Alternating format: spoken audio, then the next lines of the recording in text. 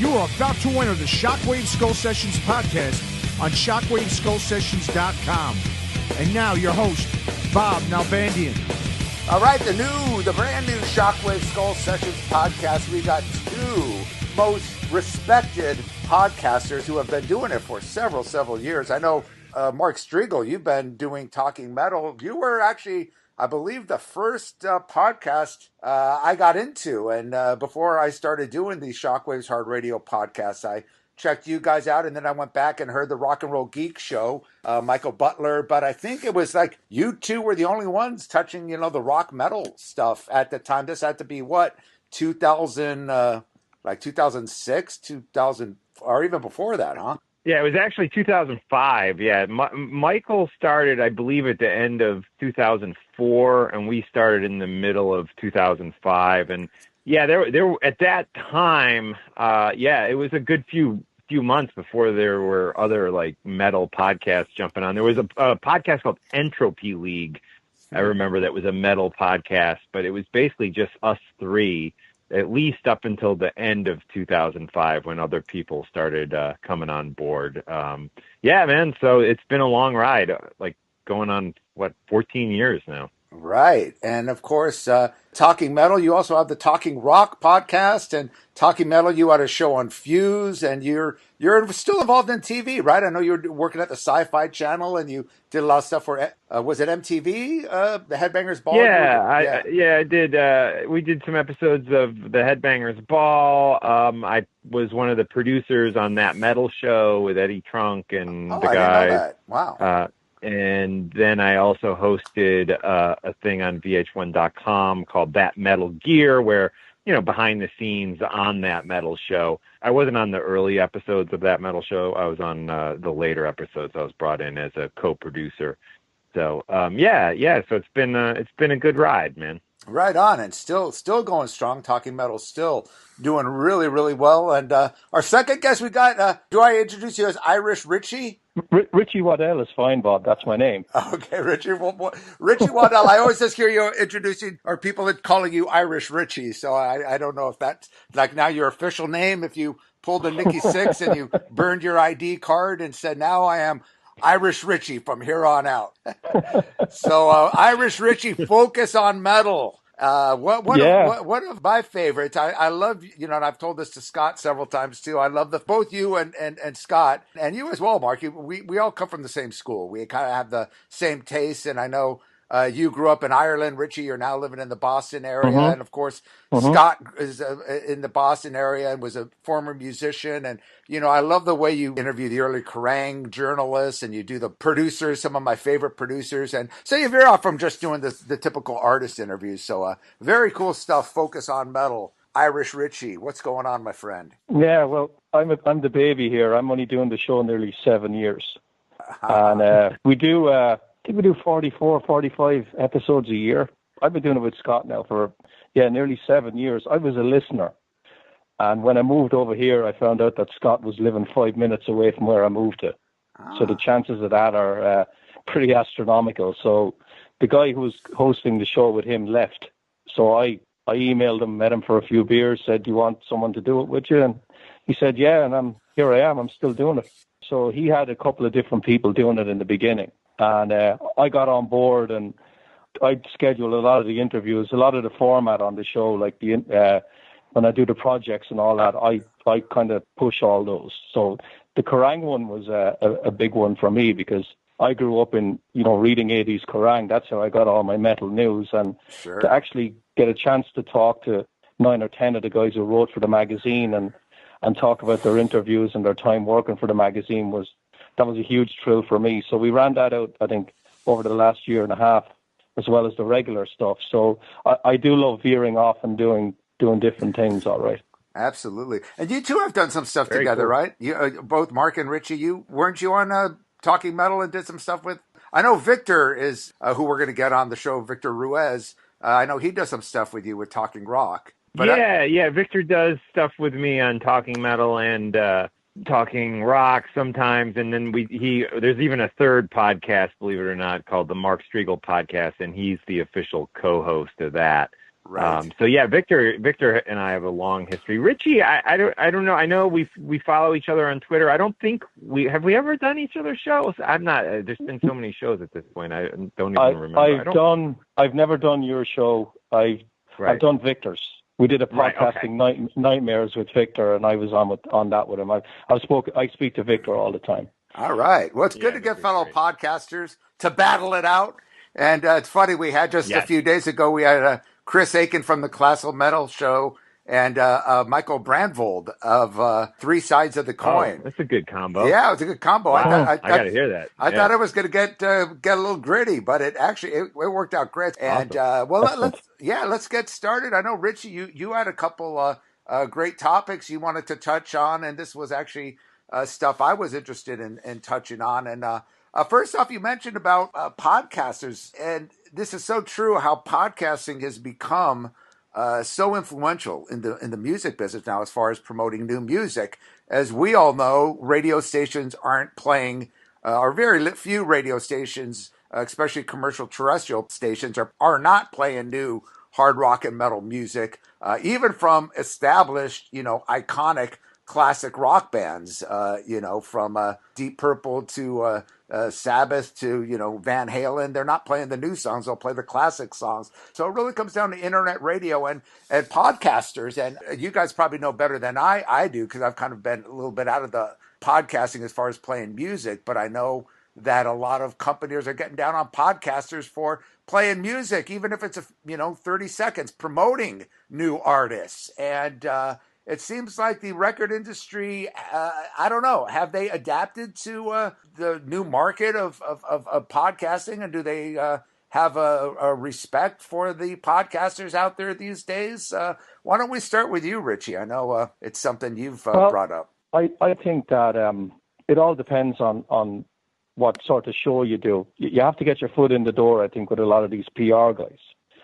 And once they realize that you do a good show, and you keep doing the show. I think what kills a lot of people is they have the intentions of doing the show continuously every week or every second week, and then over time, then they just drop it. And if a PR guy starts getting a lot of people like that, they're going to be a little bit apprehensive about taking on all these podcasts. But I've built up a pretty good relationship now with a lot of PR guys, and they know that I'll do a good job doing the interviews. We do 40-something shows a year. We've done it year after year after year after year. But I think a lot of it is, I think the artists are a little bit more apprehensive about doing it than the PR people, because a lot of the guys we get on the show, they have this 80s mentality, I think, about promoting stuff. They have the attitude like, why aren't we on commercial radio? Why can't you get me on commercial radio? I don't want to do all these internet radio shows. And it's not our fault that commercial radio won't play your stuff. We have the avenue now on the technology to actually help promote these bands, whereas years ago we didn't. We had to rely on commercial radio to listen to the bands and to hear the interviews on that. And if they're ignoring it now, we have the opportunity to do it. So it can be difficult, but I think if you do a decent job of it over time, it definitely works. But when you started doing Talking Metal, Mark, in 2005, right. How hard was it for you to get interviews on podcasts?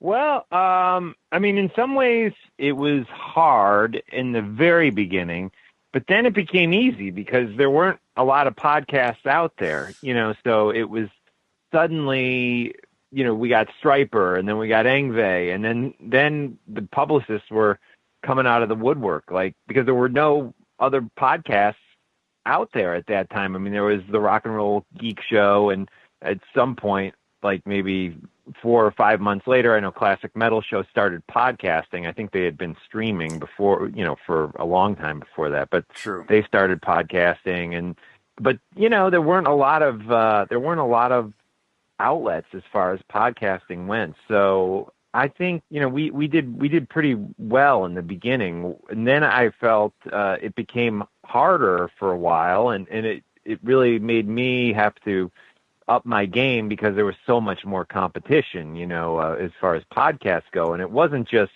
the Decibel Geek podcast and, all guys I like. And stuff like that, there were corporate podcasts, so suddenly you had people like Eddie Trunk jumping in the podcasting game and people like that. So yeah, man, I think it was slightly easier in the beginning actually to get guests. I mean, we had only been podcasting like a year and a half. We had Ozzy, it was crazy, It was, so it was, I think it's actually a little tougher now just because there's so many outlets. And it drives me crazy too when we interview Udo Dirkschneider and then he's on 50 other That is annoying. And it's like someone like Udo, and I love Udo, and I love to support his music, but how many podcasts could he do saying the same stuff? And it's not like they're going on. You would think with different podcasts, they would adapt to talking about different stuff. Like if it's, say, the Classic Metal Show, get into more, comedy or whatever. But hearing the same stuff on every show, it's like, come on, man, got to mix it up a bit, But I think us coming from the same school of 80s metal and of course 90s and other stuff, but growing up on the 80s metal around that time, the early 2000s, there were no outlets. So podcasting came as a blessing. And I know, Mark, with Talking Metal, you guys took off pretty quick. I mean, like I said, I was turned on to you, and then I heard a lot of other people talking about you. So it got, it got accepted pretty quick. What's funny is how the mainstream reacted. I remember when internet radio first started, I still work with Tracy Barnes with Hard Radio. I do the Shockwaves Hard Radio podcast, and he actually started internet radio, or actually licensed internet radio. When he did that in 95, I think I was actually at where I actually met him was at the Foundations Forum, and he was on a panel.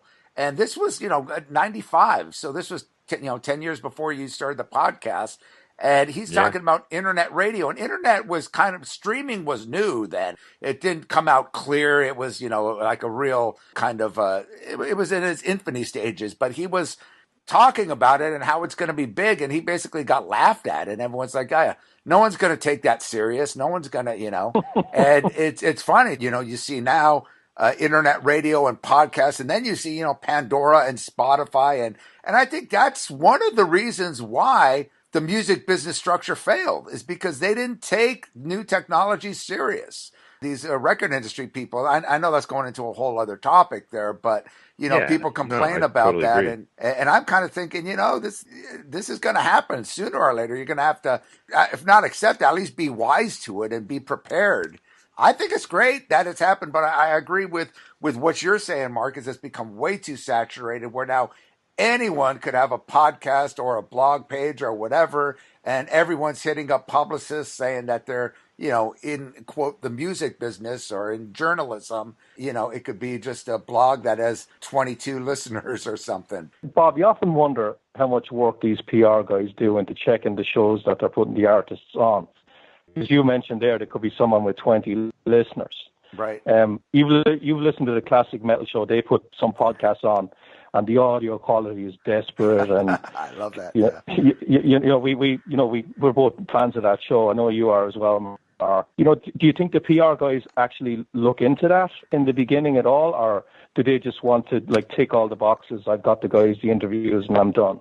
So many podcasts out there. I don't know if they just don't have time, but I mean, if I was a publicist, when you're just there talking about the same stuff to promote your record and, artists are constantly bitching about the new, I get it. Okay. For an artist these days, or for a classic artist to now not get paid nearly as much money with the way it is with streaming on Spotify and this and that. But how many times are you going to bitch about it? Every single artist and on every single podcast, they have to bring that up. They have to bring, at least if I was a publicist, I would listen to the shows beforehand and tell my artists, okay, this is what the show's about.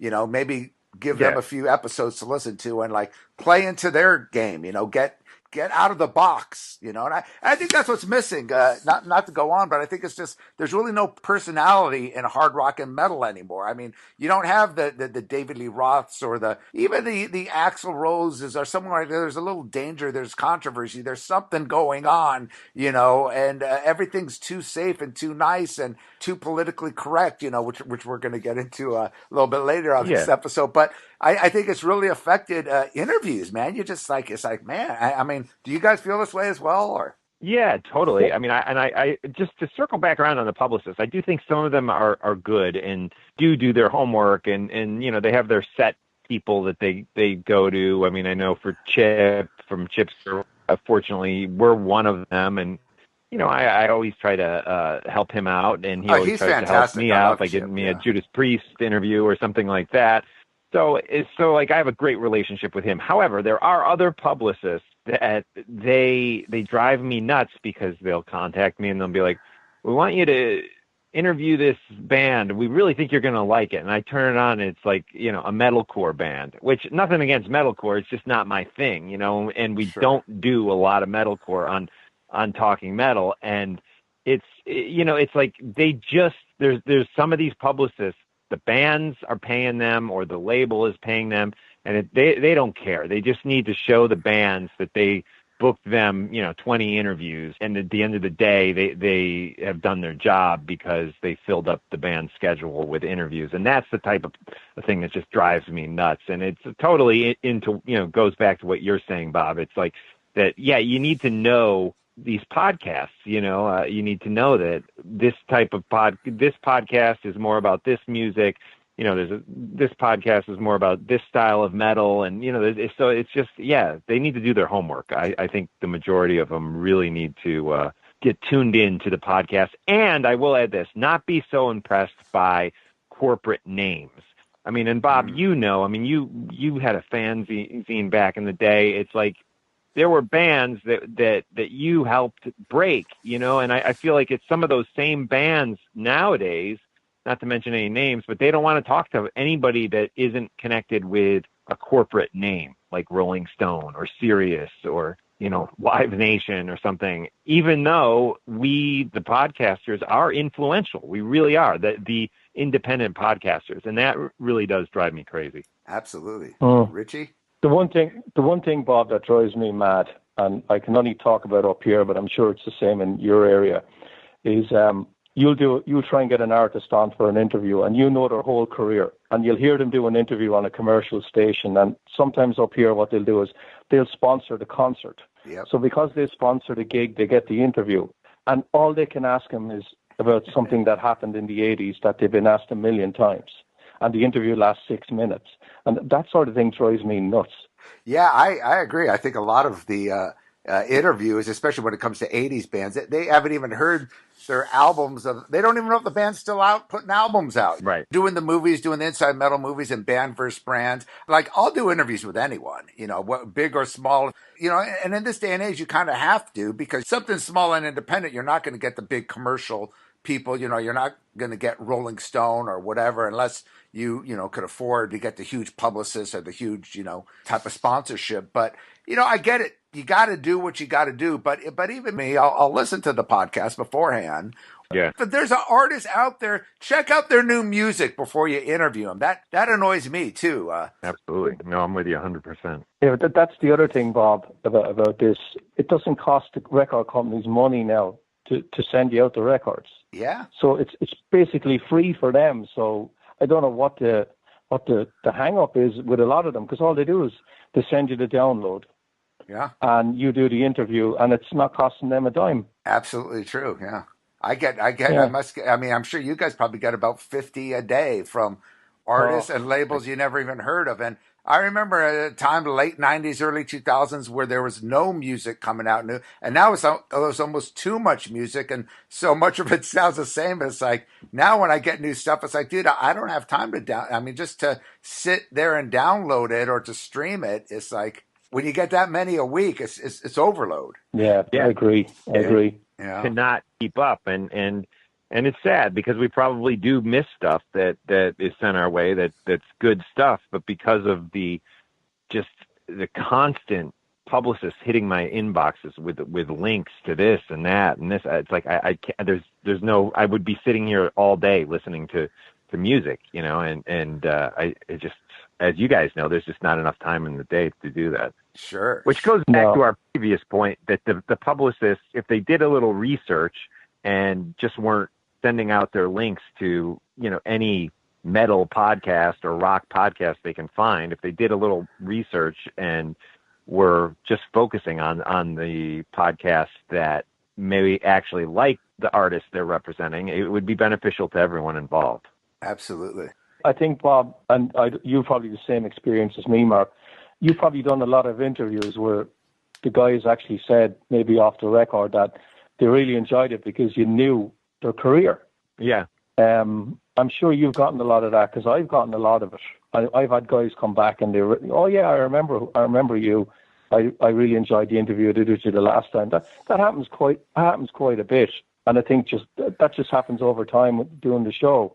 That the artists actually get to know you, and they appreciate you actually asking decent questions. Yeah, I mean, I can't tell you, like, how much it means to me personally as a fan who grew up, like, with Ronnie James Dio's music, and a guy like Craig Goldie, not to, brag or toot my own horn, but, exactly after the interview ended, he sent me this beautiful email saying that was the greatest interview I think I've ever done. And man, I get choked up because, you made somebody that was there for you musically throughout your life feel good, and you did them right. So that's really, for me, one of the best rewards when that type of stuff happens, and an artist gets to know you or appreciates what you did for them during the interview. That's a great feeling. Absolutely. Yeah. And it's funny because you think sometimes, when I get those type of compliments, I'm thinking, is he just saying that? Or doesn't everyone ask these kind of questions? And you're thinking,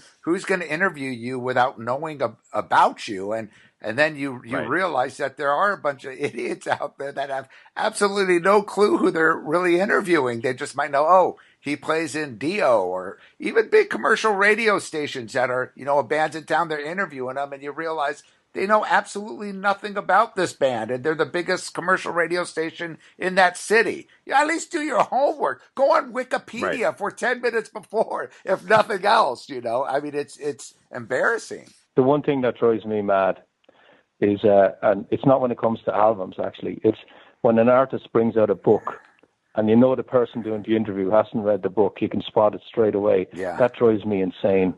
I'm guilty of that, I'll say right now. I'm not a big reader, and, I hate having to interview someone about a book because I think they're going to catch me on something. A record is easy. You listen to it, and, you could skip through it pretty fast, even if you don't want to spend the whole hour or whatever to listen to the whole record. You could get a good gist on it. But a book, for me, I am not a book reader. I'll read like little articles and stuff. But it's funny when I get, asked to do an interview about a book, 3 days later, it's like, shit, there's no way I'm going to read this. I don't have time to read a book, So I get that. I think a lot of the artists kind of get that too. And, but I'm not going to, when they say, hey, have you read the book? I'm not going to say, oh yeah, I think it's great. I'll be honest and say, I honestly haven't had a chance to, but here, Bob, sometimes I don't think the artist has read the book either. Like Nikki Sixx. Oh, did I write that in the book? I don't remember writing that, but I was on heroin at the time. Since we're on the topic, was there anything else you wanted to add about podcasters? The one about the celebrity podcasters. I know a lot of guys who started doing podcasting in the beginning, they kind of got upset when all the celebrity guys started to come in because they were kind of impeding on their field. How did you feel about that, Mark, when they started doing it? Yeah, man. I mean, I have a big issue with it, and it's all back to the publicists and the bands for that matter. I mean, you have like, Eddie Trunk on Podcast One, and that, and then you have Chris Jericho and same type of deal. And it's like, just because they're attached to, well, those guys maybe are bad examples because they're big names for sure. But anytime that corporate name is involved with a podcast, whether it's Westwood One or Podcast One or whatever, I just feel like people jump through hoops to get the big name guests on those shows. No one's concerned, and the same goes with radio. Like, there's a local FM station here in New Jersey that I can guarantee they don't have the listeners that our podcasts have. I mean, I know my numbers. My numbers are good. And it's like, but yet because they're FM and, they have a good placement on the dial and they're in New Jersey, they get the Tommy Lee interview, for the Dirt. And they would probably reach, I mean, again, not to honk my own horn, but I'm absolutely positive he would have reached more people doing talking metal, but because they're a corporate brand and they have the corporate name. So that is my biggest pet peeve with all this, that, and Michael Butler, they used to stream the Rock and Roll Geek Show on Sirius for a brief time. This is really? going back, like 10 years ago at least. And I remember him saying that as soon as he lost and he said he didn't really think anybody even listened, to the Sirius stream, because it was like on Adam Curry's Sirius station when he had one. Could be 12 years ago at this point. But he said as soon as he lost the ability to say, yeah, the Rock and Roll Geek Show, and, which is streamed on Sirius, that the publicist just turned a cheek to him. And I get that, because I see that all the time. And, like when we were on Fuse or had some stuff that we were doing with MTV2 on the Headbangers Ball, suddenly it's like, yeah, well, we do a podcast called Talking Metal, and we're also doing a TV show on Fuse. People would be like, oh, okay, well, yeah, we'll get you Nikki Sixx, whereas if I just went and said, hey, I'm a podcaster not connected with a major corporate company, they will not give them to you. And I just think, it goes back again to what we do now is the equivalent of what fanzines did back in the 80s, and when you look at how important they were to the scene, I just find it disgusting that people won't take independent podcasts as serious as they would take no pun intended, a serious radio show. It's funny when you brought the fanzine up, because even back then in the early 80s, I remember we had a community of fanzines that were the only ones doing stuff on the Metallica, Slayer, Megadeth, Anthrax, and the European metal bands, the new wave of British heavy metal, or, bands like Accept from Germany, or bands out of Sweden, Oz or whoever from Finland, and, Picture and Bodine from Holland. No one was doing that stuff.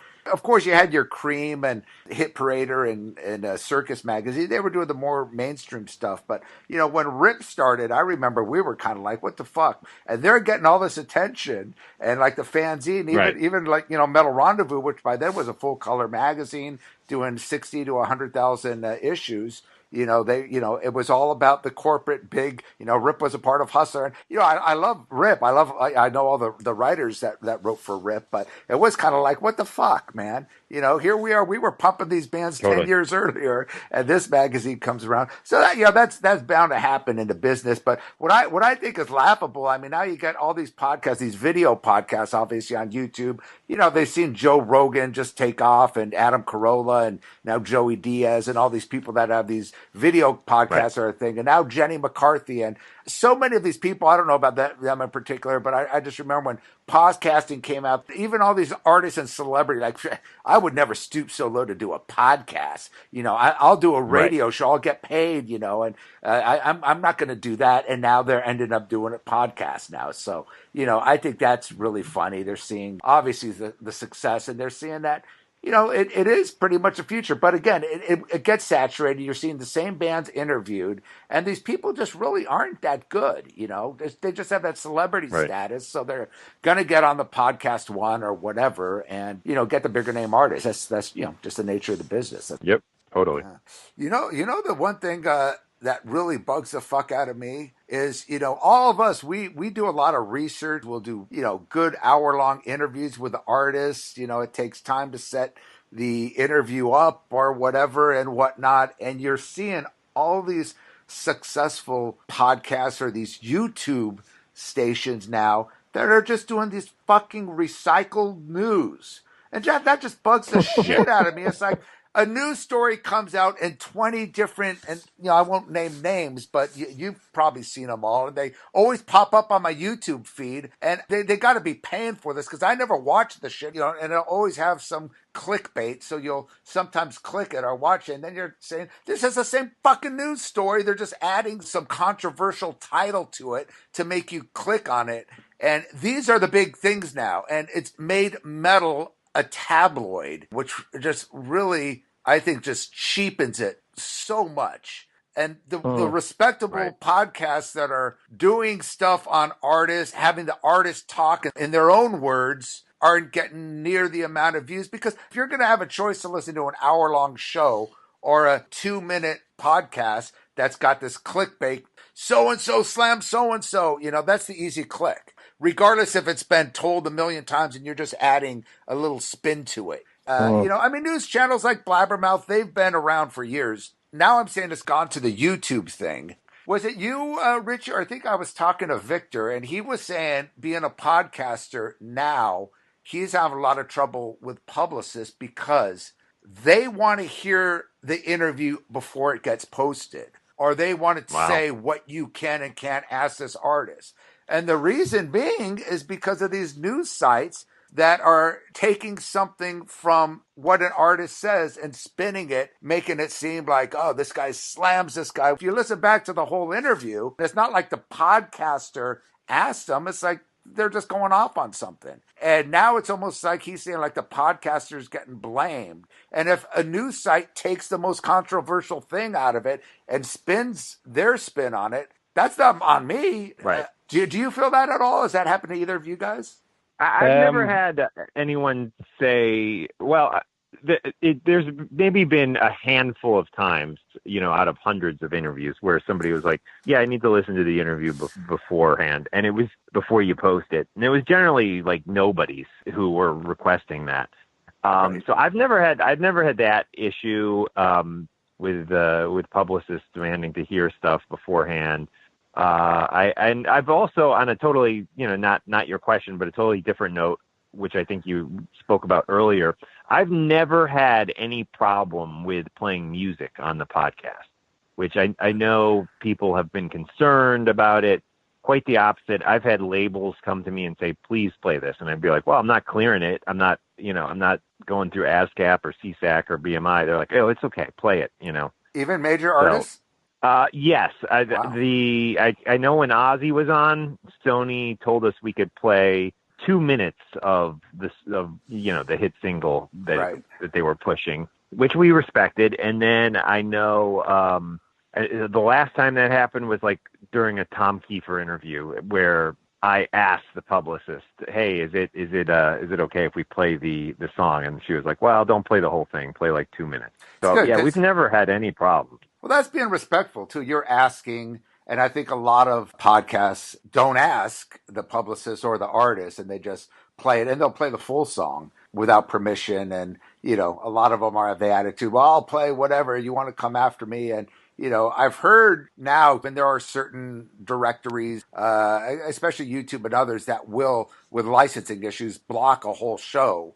If they had, like some of my T-Radio V shows, I just threw up on YouTube and ran a contest of name this metal song, and we'd play like an excerpt of like maybe 15 seconds of a classic metal song. And with just the 15 seconds, I would get flagged. Not that I care, but it's like, whatever. But I think it's happening more and more, especially on certain directories. Right. The only thing we normally ask as well, but the only thing we won't do is we won't play something that hasn't been released before we air anything. Right. Right. Yeah, that you're going to get in trouble for. Yeah, if you're so if you're playing that. We won't do that. We might play the single, or if they've released 2 or 3 songs, we play a little bit of that, but we won't play any of the rest of the record, even though we have it. We can talk about it, but we can't play it. Yeah. But Bob, you bring up something there about people asking you for the questions beforehand. That's only ever happened to me once, and I won't do it anyway as a matter of principle. And it was an engineer who asked me for the questions. Wow. And I told him I wasn't going to send him the questions because I don't write the questions down. I'm going to ask question 1, question 2, question 3. I don't do interviews like that. Yeah. I said, you either want to come on.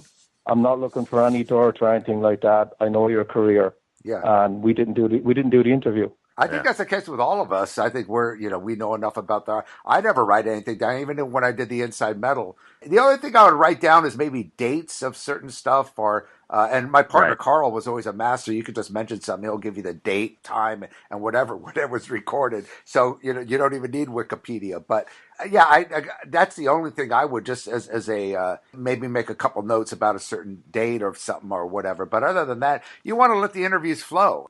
And people that ask questions, you could totally tell when it's this prefabricated interview. It just doesn't flow well. Yeah. I had the Great Cat, the guitar player, the Great Cat. Yeah. Monty Connor's Guitar Hero. She was going to come on Talking Metal, and she said, "You need to submit the questions to me beforehand." I said, I don't do that. I'm not going to take the time to write everything down. And it's a conversation. She said, "No, I need to know exactly what you're going to ask me beforehand." And that was it. I didn't do the interview, but it's like, what a lost opportunity for her. In my opinion, it's like, you're the Great Cat. Then this is like 3 years ago. It wasn't that long ago. Yeah. It's like, you think you're so important that you need to have the questions ahead of time? My God. Some of these people from the 80s, they just don't get it. Yeah. I can understand if somebody's got like something real, like controversial or something legal that they can't talk about, and the publicist says, "Hey, you could do the interview, but he can't discuss this because, whether it be a legal matter or for whatever, I'll respect that. But otherwise, it's like, fuck you, then go somewhere else, really." Yeah. Mark, have you ever had the likes of Blabbermouth pick up something from one of your interviews, and you look at you kind of think to yourself, of all the questions I asked the guy, you picked up on that one? That ever happened to you? Yeah. Oh yeah, definitely. Like, I'll think, oh wow, this interview is loaded with such good stuff, and I'll send it to them, and then they'll pick up the most like mundane thing about the interview. They just did that too recently. My Mick Mars interview, I was actually afraid because Mick Mars said some stuff during the interview, like about the dirt. Like, he didn't really give it like a really great review. He was like, it was like kind of wishy-washy when I asked him if he liked it. And then, like, I asked him about, does he ever hear from the guys? And he basically said, no, we're just a corporation. And he said all this great stuff. And I sent it to Blabbermouth, and they picked up like I think they picked up something about his solo record that he was working on, which I didn't think was nearly as explosive as the rest of the interview. But yeah, man, that happens all the time. But usually it's the most controversial thing, but sometimes you're right. I got something that Don Dawkins said to me about 6 or 8 weeks ago. So I did an interview with Don about a race to Slate. And he just happened to mention in the end of the interview that he covered Celine Dion's song from the Titanic movie. And everybody picked up on that. Yeah. And I'm like, really? Great. Out of all the interview I did, that's what you picked up on? I think it's just, Bob, I think you summed it up. It's clickbait. Yeah, of course. I mean, something like that, Dawkins fans are going to be talked about. Did you hear that Dawkins doing the Titanic song? And that's going to get the controversy and the people sharing it on their Facebooks and people. It's the clickbait, absolutely. And I get that. If you're going to do a business, you want to get that's what it's come to now. You want to get the most clicks, to get the most views, to get the most advertisers and sponsors. So, it's kind of sad that that's where it's come down to. I remember I did an interview with Dave Mustaine years ago, and I was at his studio when he was recording at the Vic's Garage when he was living down in Fallbrook by San Diego, and driving. We were just driving all over, and he was doing the interview in the car, and he was, I asked him about the album, and he was going through the lyrics of each album. I said, or each song on the album, and I think this was the what was that album that a lot of people didn't like? No, Super Collider. No, this was Super Collider. The Super Collider record, and he was going through the lyrics, and he told me the lyrics of one of the songs, and it had kind of some religious connotations, and that, I guess, got on Blabbermouth. And next thing I know, I'm getting emails and stuff from people and saying, "Oh man, dude, you really threw Mustaine under the bus." And I go, "What are you talking about?" He goes, "I just read in Blabbermouth, and it says, Dave Mustaine, this and that." Of course, all the Blabbermouth posts and the trolls are talking all this stuff. And he's going, "Man, you shouldn't have said that." I go, "Dude, I just asked him about," and Dave knows better. Dave doesn't care about bad reviews or anything that goes on Blabbermouth. But the point is that all I did was ask him about the new album. Yeah, and, clickbait. That says it all, I mean, it's just so much of it. Yeah. I'll tell you something. I won't mention his name, but I just spoke with a friend of mine the other day who was going to do a big thing about Motley Crue, a cover story in one of the biggest music magazines in this particular country. And this is somebody that grew up with Motley Crue, was one of their first photographers and stuff way back in the day. And I know it's not Neil Slozauer, but he's known the band forever, and he's having to deal with Netflix about the movie. Wow. And he said he talked to Netflix, and they're like, "Okay, We need to see the questions. You can't ask them this. You can't make them look bad in any way. And he's talking to these guys, and he says, they're like millennial corporate guys at Netflix that have no idea about fucking Motley Crue. And he's going, dude, did you see the fucking movie? Let me tell you, Vince kills someone in a car. Nikki dies of a heroin overdose and comes back to life. They're showing them fucking chicks left and right, misogyny, everything else, getting blowjobs, under the table. What the fuck can I say that's going to be bad about them? It's already all said in the movie, and you're worried about me? Right. And they're like, hey, you don't have to talk to us like that. Then I guess they set it up for 20 minutes. And he's like, dude, I'm giving them the fucking cover story. We can't do this in 20 minutes. And I guess he had spoke with, Vince and some of the other guys, and they're like, oh, no, we'll work it out. They have to go in through Alan Kovacs, then through Netflix. But, just call me on my cell phone. And he goes, dude, I don't want to go through this and have it be scrapped. And, and I'm thinking, when has fucking Netflix become the publicist for a band? You did a movie for them, but why do they have any fucking say in interviews? I mean, it's fucking ridiculous. But once it comes to that point, that goes back to what you were saying about dealing with the fanzines, and once these bands become multi-platinum corporate entities, have the biggest record labels, biggest management companies, biggest publicists, their whole thing is about protecting the band. And I think nowadays more so than ever with what we're talking about, all this clickbait.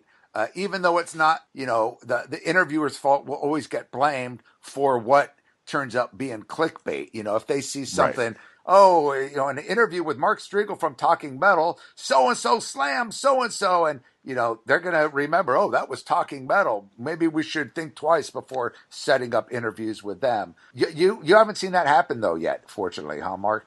Well, as far as the publicist getting mad at me over it, I mean, I see that happen with Blabbermouth, taking stuff like I forget what the headline was, but the Ripper Owens interview, Tim Ripper Owens, that I did recently, they picked up on the one little thing that he said that was kind of like could be seen as a dig at Priest, and they blew that up into a headline, which if you listen to it in context, he really wasn't going off on them. You could hear from the tone of his voice that he was on good terms with Judas Priest, but the way the headline was spinned was like, well, Judas Priest's lawyers are trying to stop me from, doing this and that, but the publicist never came back to me and complained about that. I know, I'm trying to think. Mitch LaFon had a thing where somebody was mad at him over the headline that Blabbermouth pulled from one of his interviews a couple of years ago. I'm not sure. I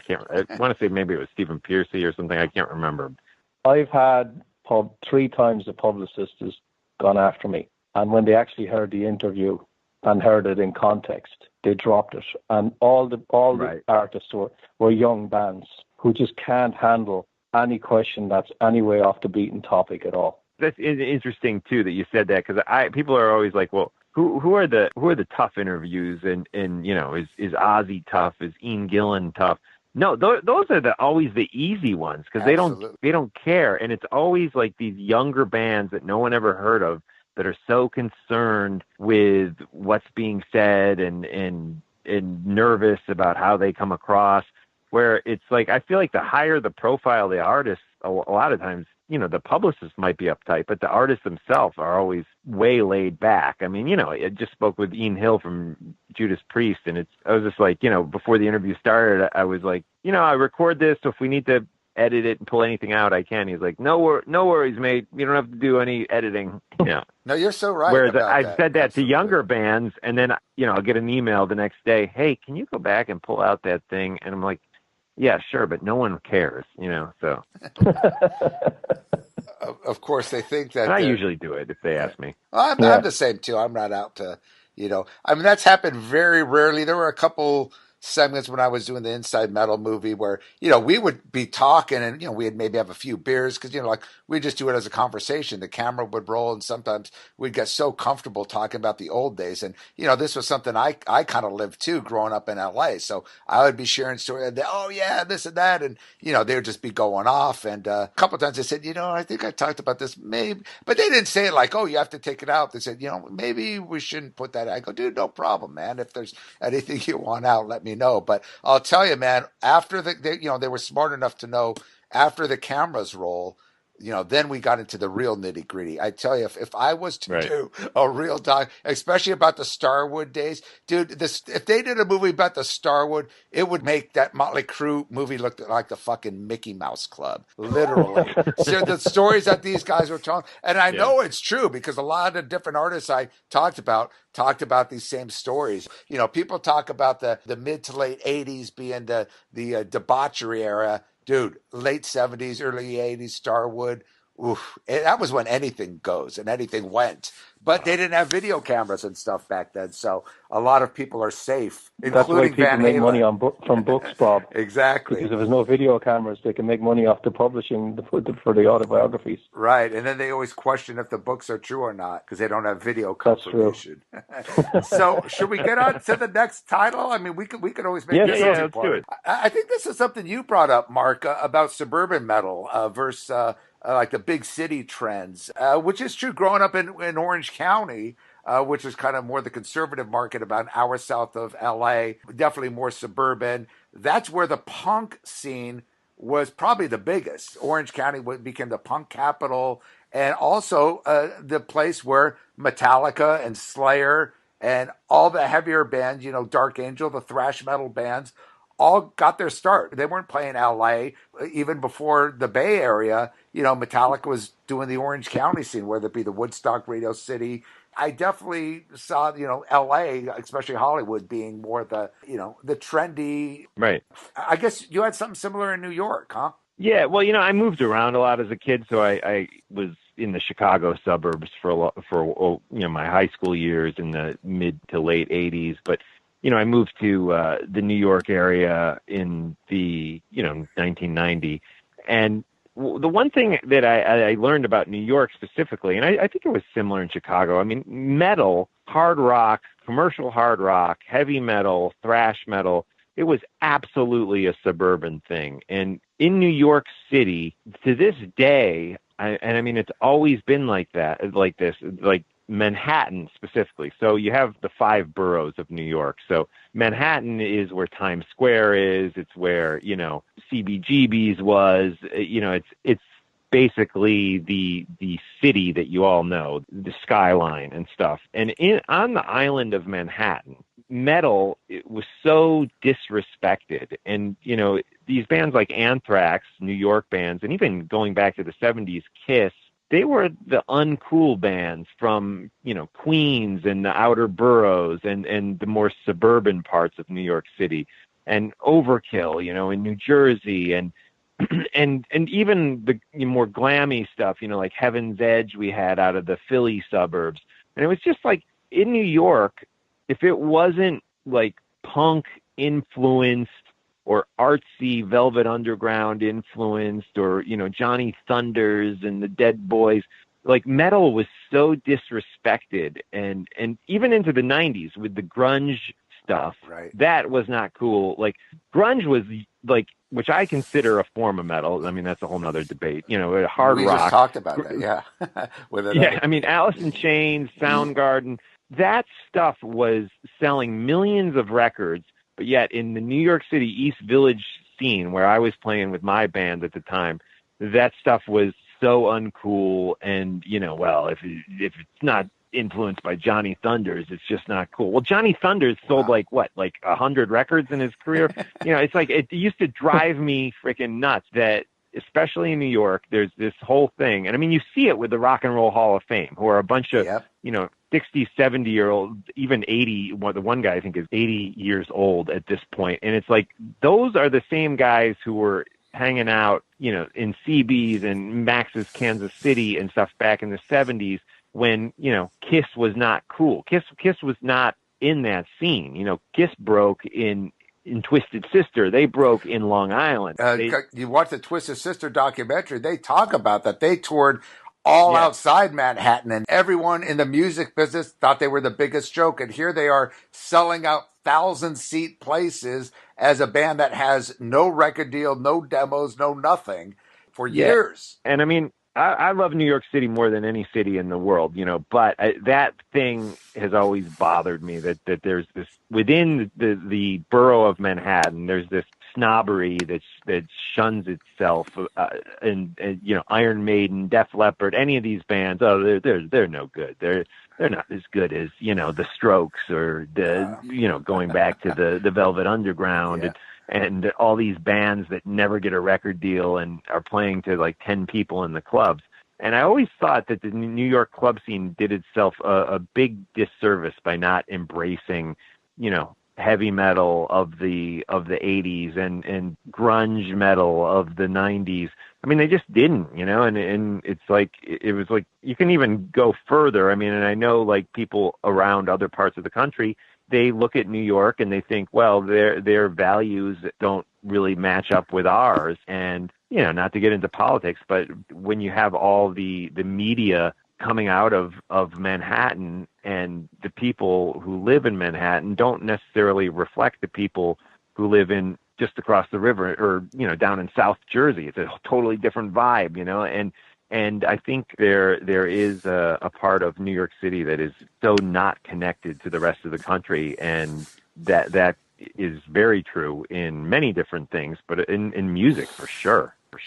Thank you for confirming that, and thank you for saying that where I didn't have to say that, being a West Coast LA guy. If I were to say something like that about New York, I would get murdered. But, it is funny because that's something I always thought, but never really, talking to bands and stuff, and I totally got that. Hollywood wasn't as bad. I mean, Hollywood kind of had the, it's funny. I just did a podcast earlier with Bruce Duff and Desi Benjamin, and I don't know if you've seen that movie, Scenesters. No, I haven't. It's on Amazon Prime. It's more the alternative scene of, bands like, everything from Guns N' Roses up through the, Jane's Addictions, Chili Peppers, Fire Hose, all that Scream, Celebrity Skin, right. all the, the Melrose Avenue stuff, and which was a huge, huge scene. But of course, LA was always known about the glam scene. But anyway, Hollywood was always the glam and glitter. Orange County was more metal. Valley was more metal.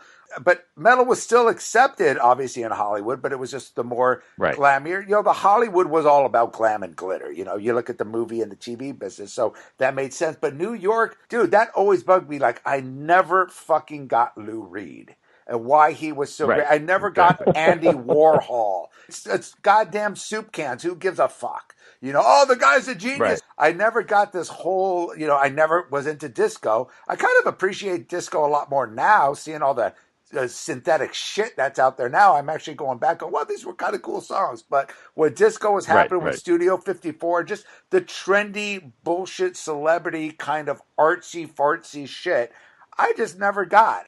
I will say in defense of New York City, which again is 5 boroughs, it's Manhattan, it's Staten Island, it's the Bronx, Queens, and Brooklyn. I mean, I'm specifically talking about the island of Manhattan, because and that's where metal, that's where L'Amour's was an outer boroughs thing, it was Brooklyn and Queens and sure. And the Jersey clubs were, the Birch Hill, and that's where metal was thriving. It was never thriving at CBGB's, believe me. And I love CBGB's. CBGB's gave us some great music and was a big part of, an important part of the rock music scene and history. But it was not a metal club, and it never broke metal bands. Sure, Living Colour played there, and, Guns N' Roses played there, but it was not a metal club. Sure. It was not.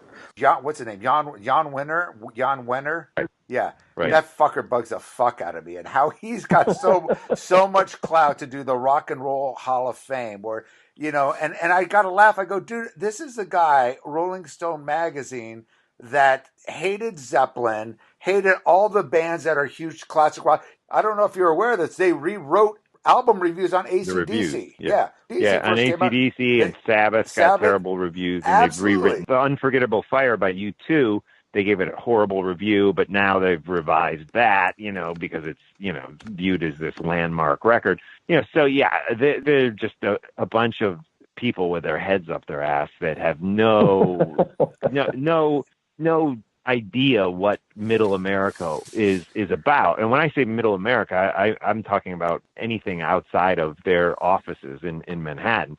You know, and it's funny because I remember when Rolling Stone finally did put Motley Crue on the cover. You know, they were putting all these other bands on the cover that weren't selling nearly as many records as Motley Crue, but they finally broke like in probably like 88, and they put Motley Crue on the cover, and they thought Motley Crue was heavy metal. I would have probably called them more hard rock, but they said heavy metal. It's loud, it's ugly, and it won't go away. And it was like, even they're like, okay, we're going to put Motley Crue on the cover, and they said this thing about them. It was like, it was almost a dig, the headline at them. You know, it was almost like, we have to put this on because it's so freaking popular. Well, same with Metallica. They sold over 3 million records before they finally put them on the cover. You know, and it was kind of that same kind of thing, heavy metal. You know, I hate people that keep going on, giving it some kind of respect. Yes, Eddie Trunk, you got to stop fucking talking about the fucking Rock and Roll Hall of Fame, goddammit. All you have to say is what Mark just said. It's like, it's run by an idiot that doesn't have a clue about anything except what's going on in his own little fucking backyard. And it has nothing to do with fucking rock and roll, period. End of story. Go on to the next thing. You don't have to babble, oh, well, we need so-and-so in there. Don't fight for this shit. If you ignore it, it'll fucking go away, just like anything else. You give it any kind of exposure, they're just going to eat it up. So that's all you have to say. It's a piece of shit. The guy's an idiot. He rewrote fucking reviews from the 70s that they trashed and rewrote them to try to make them look hip. If that doesn't tell you right there, I don't know what does. Anyway, go ahead, Richie. I'm sorry. This thing with the Hall of Fame, this fascinates me because if you were to go outside of America, and I'll bring it back to the sporting thing for a minute. Over here, it's the baseball hall. Is he a Hall of Famer? Is he a football Hall of Famer? There's nothing like that outside the U.S. So the Hall of Fame means shit. Doesn't mean shit to me. It doesn't mean shit to most people outside the U.S. But people over here, some people, they jump up and down about it, and it's like, I don't need a band to be in the Hall of Fame, to justify me listening to them. I listen to them because I like their music. I don't give a shit if they're in the Hall of Fame or not.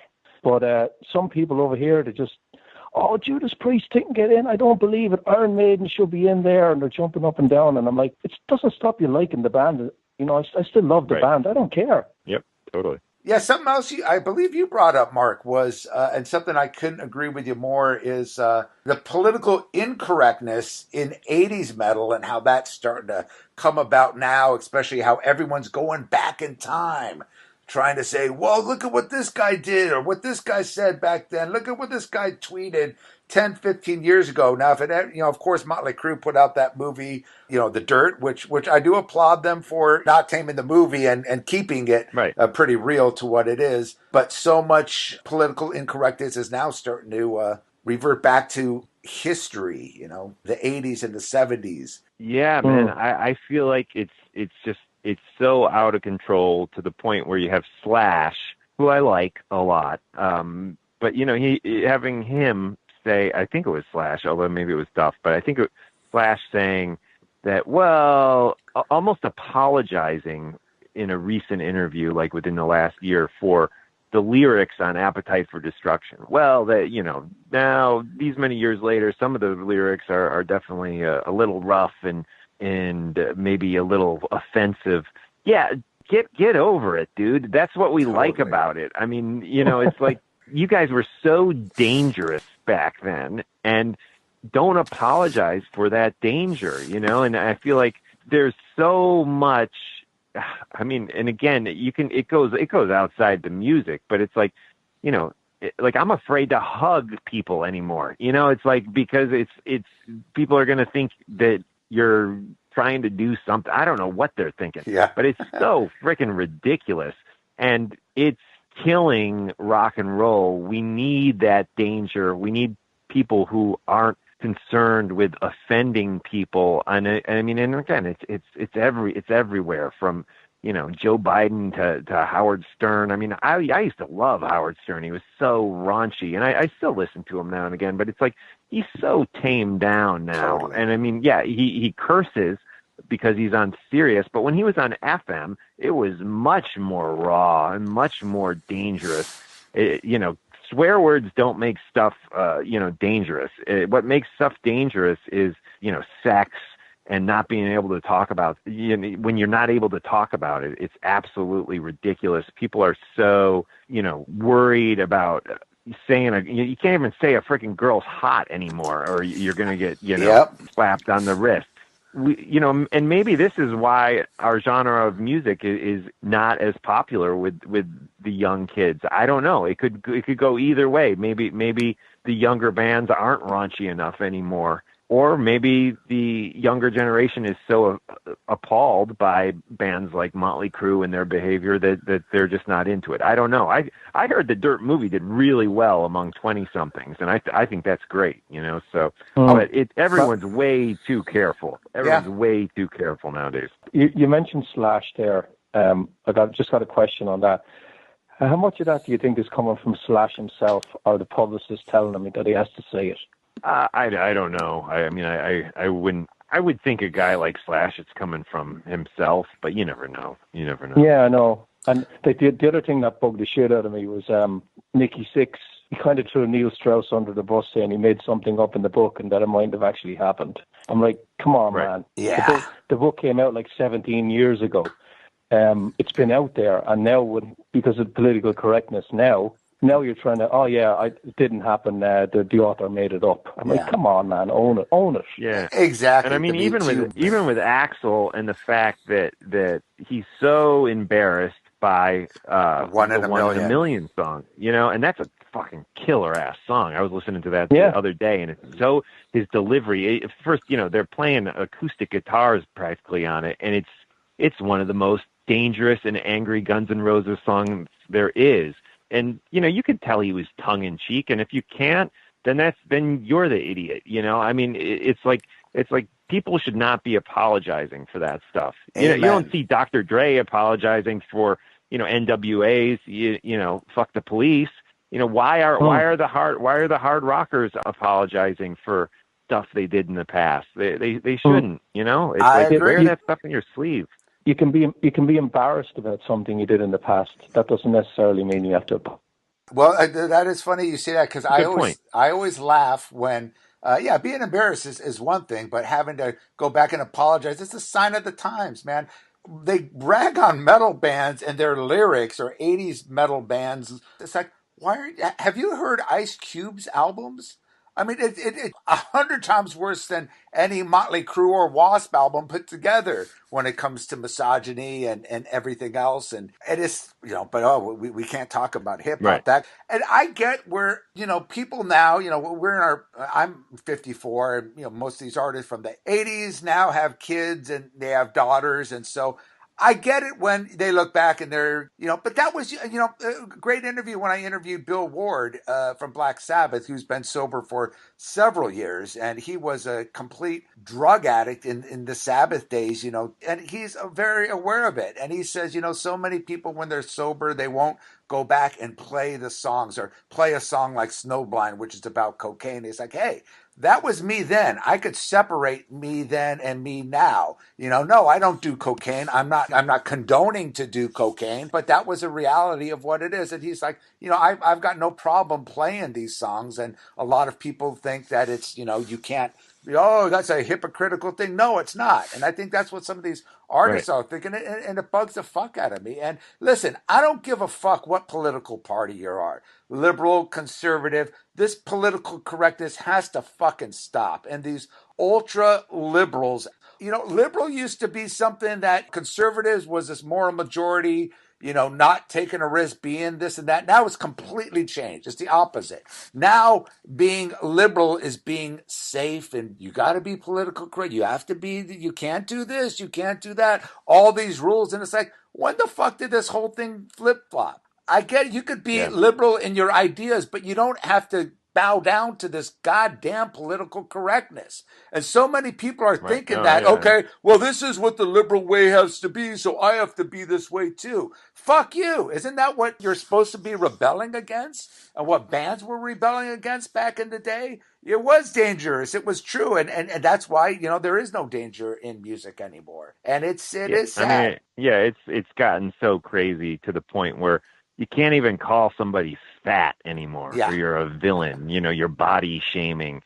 But it's still totally fine to say somebody's too thin. But if you call somebody fat, you might hurt their feelings, and that it's absolutely ridiculous. I think we strongly need the younger generation to correct this, because I don't necessarily know that it's the younger generation that is steered it in this direction, so I don't know, but I will listen. A lot of people, I've considered myself a moderate, but conservatives probably consider me liberal, but I will never ever apologize for any of the songs, lyrics that any of our favorite bands did back in the day, and I including One in a Million. I stand behind that song, that one of my favorite Guns N' Roses songs, 100%. And I wish Axl would frickin' do the same and break that shit out, play that song live. And you want to see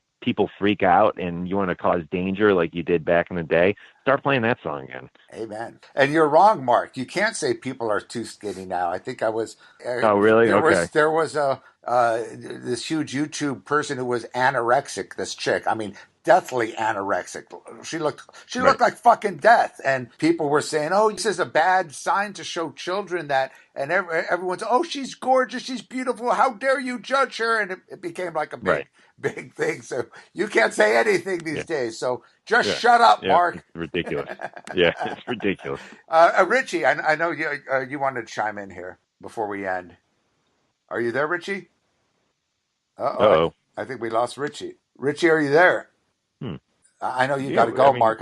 All right, looks like we're go ahead and wrap this up, and we unfortunately lost Richie. So we were about to end this anyway, Mark. So why don't you go ahead and conclude this? Give the listeners, a chance to get in touch with you and any news you got going on.